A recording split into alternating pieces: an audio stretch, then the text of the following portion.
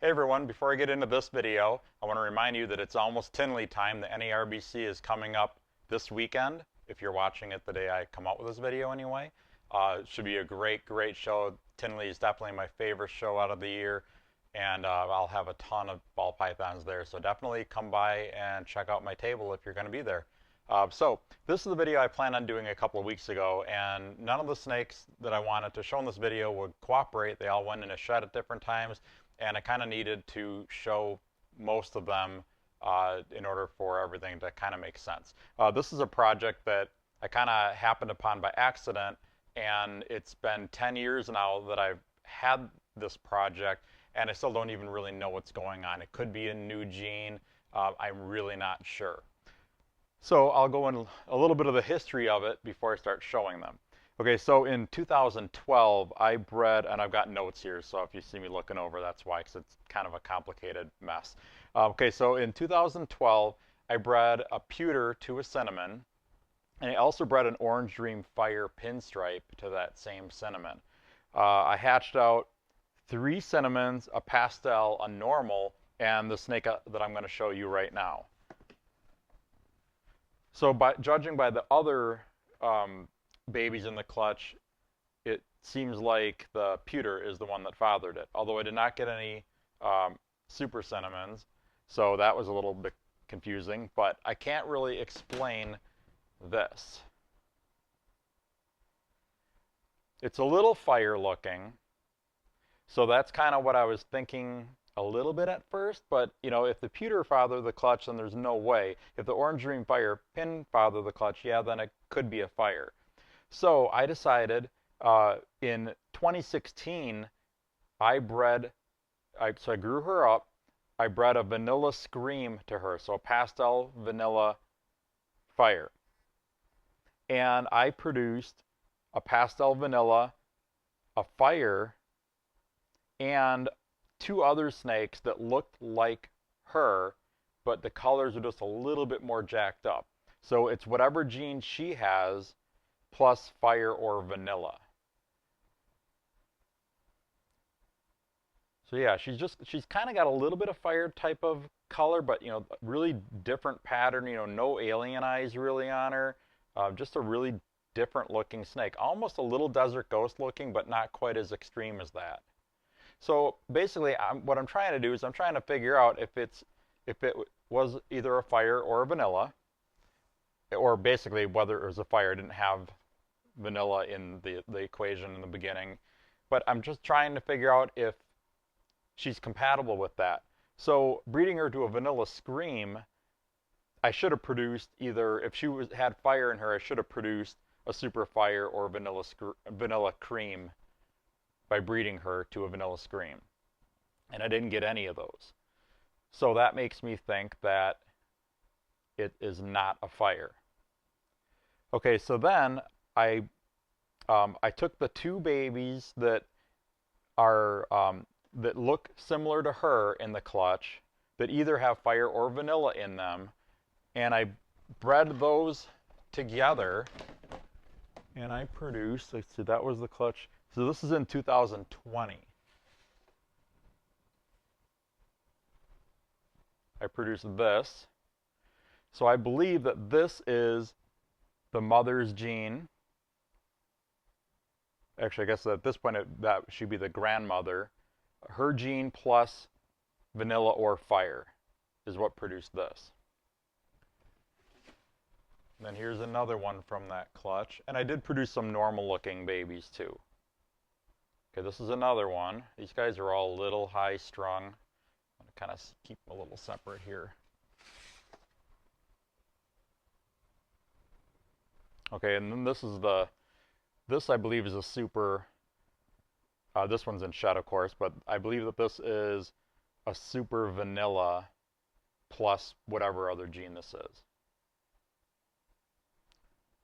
So these babies, these 2 here, they look a little different. If I had to guess, I would say this is whatever this gene is. I haven't come up with a name for it yet. I'm still trying to figure out exactly what's going on with it before I start marketing it or whatever. But I believe that this is fire plus that gene, this is vanilla plus that gene, and this is super vanilla plus that gene. Okay, so I'm growing up all these. You know, sometimes when you have something that you don't quite understand what's going on, it's a blessing and a curse. It'd be really cool if I had something brand new come out, something that would interact with other morphs and make really unique looking animals. But the process of figuring that out can really take a long time. Like I said, the original was produced in 2012. Here it is 2022, and I'm still trying to figure it out. You know, I haven't held that much stuff back from the clutch, or from the clutches over the years, but I've got a few things here. So hopefully I'll be able to figure it out soon. This year I'm actually breeding the original female to a clown combo. So then I'll see if I get some snakes that look like her in the clutch, then I know that it's at least a dominant gene, if not codominant. So anyway, the other ones that I produced, okay, here's another one. And these are from a different clutch. This one's from that clutch. So, sorry if this is a little complicated. I'm having a hard time. I'm actually confusing myself. So the original female's 2 offspring that look just like her. I bred those to each other, and I produced the ones that I just showed you a minute ago. These were from breeding that same male to a vanilla Enchi spider. So I produced those. So these 3 came out of that clutch. So this looks like a vanilla cream. This looks like a super vanilla. But they're so much more colorful. You know, the colors is jacked up. I mean, this looks more like a Desert Ghost super vanilla, I would say. And this looks like a kind of more like a Desert Ghost vanilla cream. It's just, whatever this gene is, it just highlights and makes the snake so much brighter, similar to what Desert Ghost does. But I don't think that it's a recessive trait, and I also don't think overall it's quite as extreme as Desert Ghost, but I think there's some really cool possibilities with this. Here's another one from that clutch. Just, they're so much more intense than a regular vanilla cream or super vanilla. So like I said, this coming season, or this season right now, I'm breeding the original female. I'll bring her out again.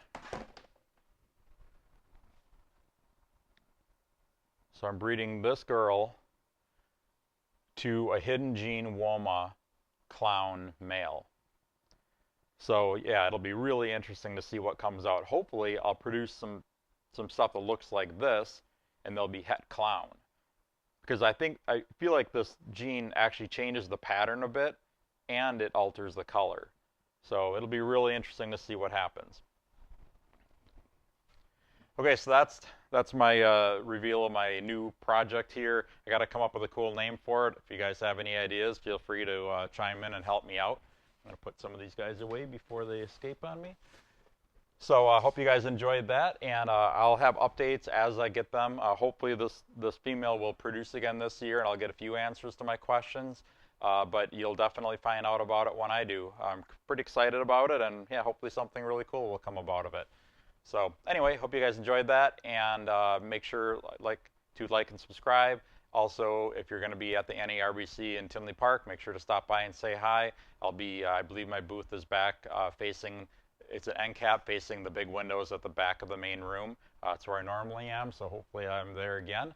And I hope to see you guys there. Also, make sure to visit my website, royalconstrictordesigns.com, and you can see what I have available. I'll be bringing a lot of it to Tinley, but I've got a lot more than I can possibly bring to a show. So definitely check that out too, and I'll talk to you guys soon.